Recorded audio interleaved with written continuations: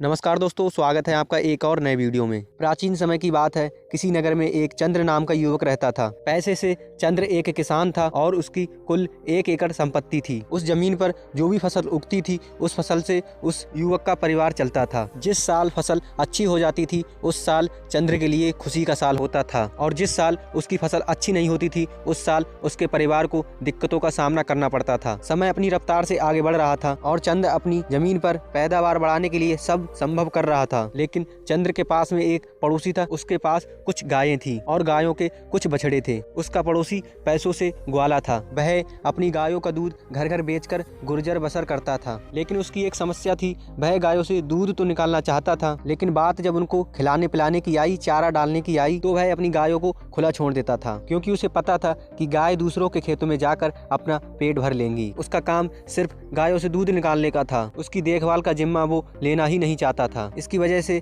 बहुत से लोग उसको ताने भी दे देते थे, क्योंकि गायें जब उनके खेतों में घुसती थी तो उनकी फसलों को बड़ा नुकसान होता था और किसान उससे शिकायत भी करते थे, जब तुम दूध निकालते हो तो इनकी देखभाल भी किया करो, क्यों हमारी फसल बर्बाद करने के लिए इन्हें खुला छोड़ देते हो। इस पर वह ग्वाला कहता है कि मैं गायों को दिन भर नहीं बांध के रख सकता, उनको खुला भी छोड़ना चाहिए। गाय हमारी माँ होती हैं और तुम्हारी फसल खराब होती है तो अपनी फसल की खुद देखभाल रखो। मैं कौन सा तुम्हारे खेतों में छोड़ने के लिए जाता हूँ। और इस प्रकार वह अपनी बात को ऊंचे पर रखते हुए दूसरे की बातों को नजरअंदाज कर देता था। एक दिन सुबह सुबह जब चंद्र अपने खेतों में गया तो देखा कि रात में बहुत सी गायों ने उसकी फसल की बेकारी कर दी है। उसने खेत में उन गायों के पैरों के निशान भी देखे। अब उसको पक्का यकीन हो गया था कि यह गाय उसके पड़ोसी की ही थी। फिर वह यह सब छोड़कर 4 धाम की यात्रा पर निकल पड़ता है। यह उस समय की बात है जब कोई साधन या वाहन नहीं हुआ करते थे, तो इंसान को अपने पैरों से ही चलना पड़ता था, या फिर घोड़ा गाड़ी या फिर ऊंट गाड़ी पर जाना पड़ता था। चंद्र की यात्रा बहुत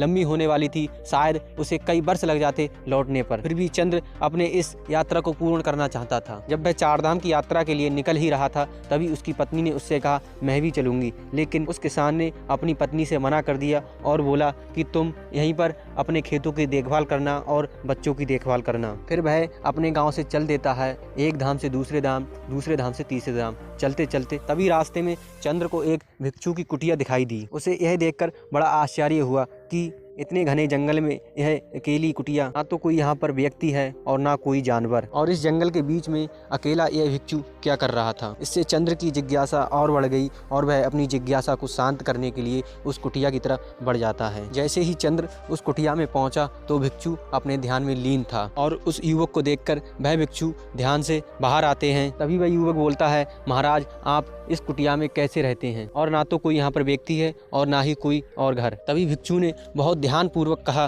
कि इंसान के लिए जीने के लिए सांसें और अन्य की ज़रूरत है, वो जो कि यहाँ पर भली भांति मिल जाता है।